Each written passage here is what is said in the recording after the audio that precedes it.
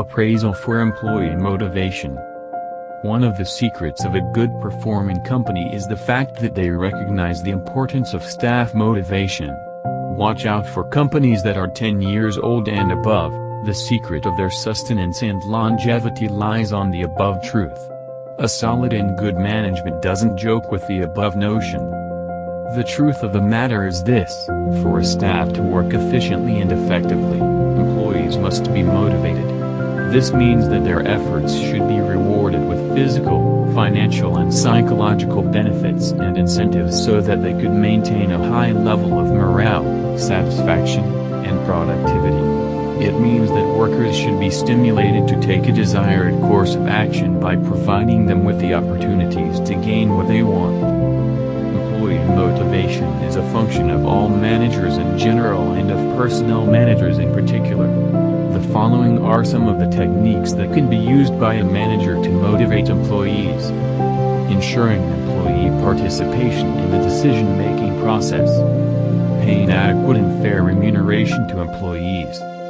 Praising employees for good works done. Keeping employees in the know concerning changes in company policy. Showing interest in workers and giving them adequate, personal attention. Making the fullest use of employees' skills, ideas, suggestions and abilities.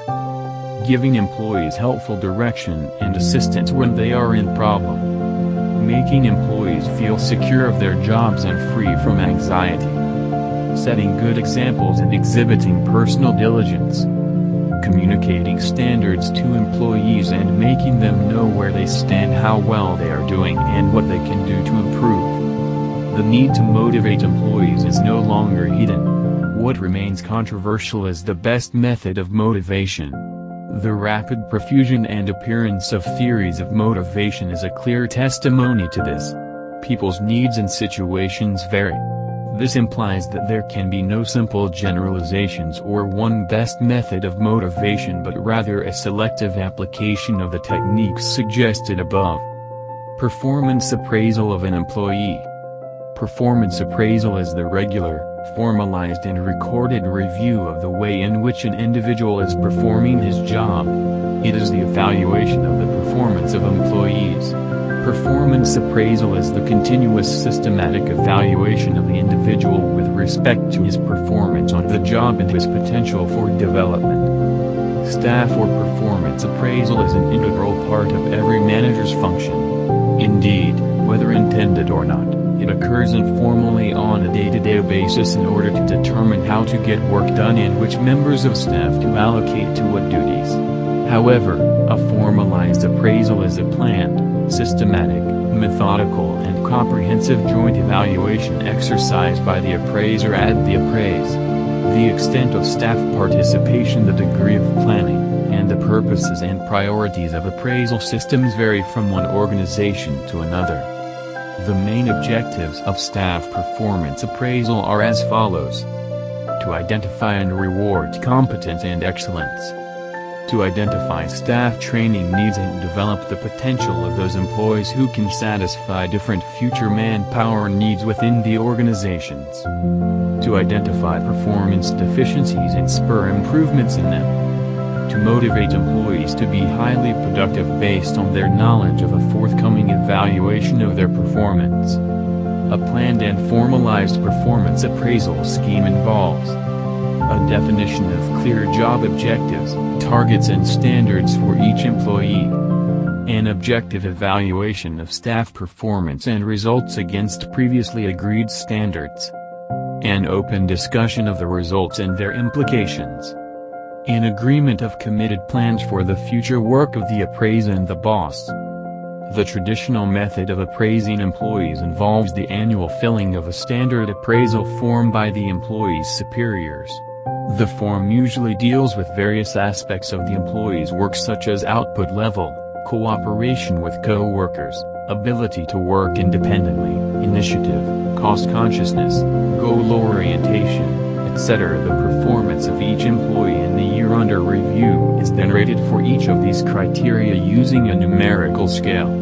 For instance, if the scale is from 1 to 10, an employee might be scored 2/10 for output level, 3/10 for cooperation with co-workers, etc. The scores will then be summed together to determine whether the employee has performed well or not.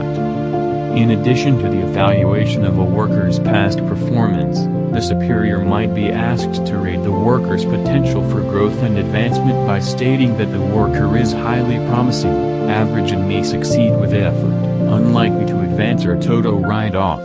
To cap it all, the officer may be invited to make a general comment on the employee, after which the form is sent to a higher hierarchy of management for consideration, comments and approval or rejection.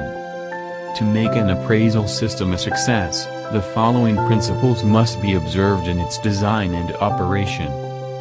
It should be tailor-made to the specific nature and needs of the organization. It should not be seen as an annual, ritualistic exercise, without any purpose, substance and significance. It should be objective and fair so that an employee's performance ratings will not depend on who he or she knows in the organization.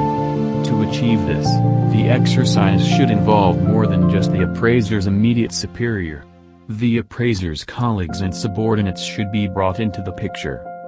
It should be standardized throughout the organization.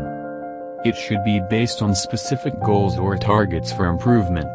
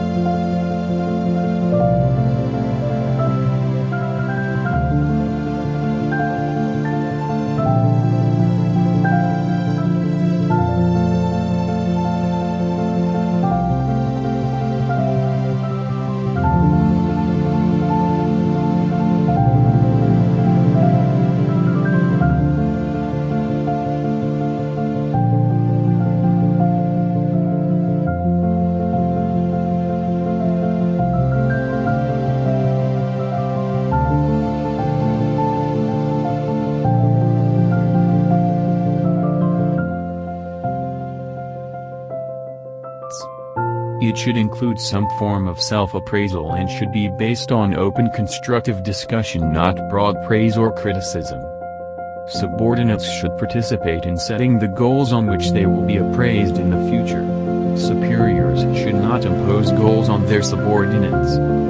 Line managers must be trained in the techniques and methods of performance appraisal and must recognize and appreciate its contributions to organizational effectiveness. The scheme should be designed with just a few purposes. Appraisal systems designed to improve performance should not simultaneously consider wages, salary or promotion, because the roles of judge and advisor are not complementary and should therefore be separated.